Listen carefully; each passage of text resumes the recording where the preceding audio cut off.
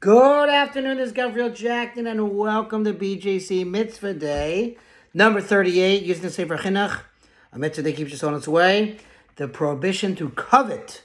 And we'll also probably break up this mitzvah into two parts, and once again dedicated to our holy idea of soldiers, for their success, their blessing, to eradicate all evil, the release of all the hostages safe and sound, and the refuah shalema, the speedy healing of all those who are unfortunately injured in Israel, amongst the soldiers, the citizens, and really across the world.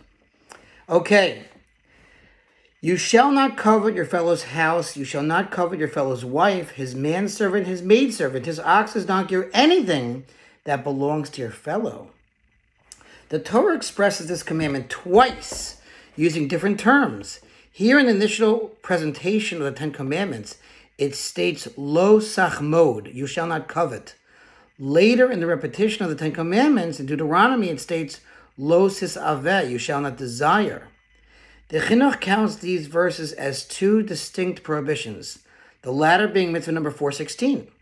As the Chinuch explains there, you shall not desire prohibits even harboring a desire in one's heart for another's possession, while you shall not covet prohibits executing a scheme to acquire the object of one's desire through either legitimate or illegitimate means. Clearly, desire leads one to covet, but the Torah prohibits each of these stages independently of the other. If one harbors a desire for his fellow's possession, he transgresses you shall not desire, and if he is led by that desire to carry out a scheme through which he acquires the object, he is additionally transgressed you shall not covet. Two separate mitzvahs.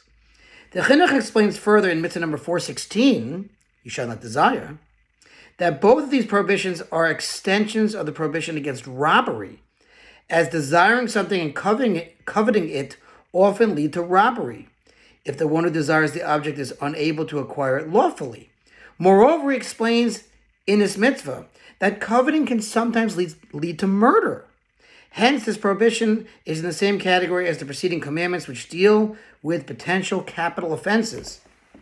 We are commanded not to contemplate in our minds to carry out a scheme to acquire for ourselves something that belongs to others from among our brethren, as it is stated in Exodus, you shall not covet your fellow's house, you shall not covet your fellow's wife, his manservant, his maidservant, his ox, his donkey, nor anything that belongs to your fellow.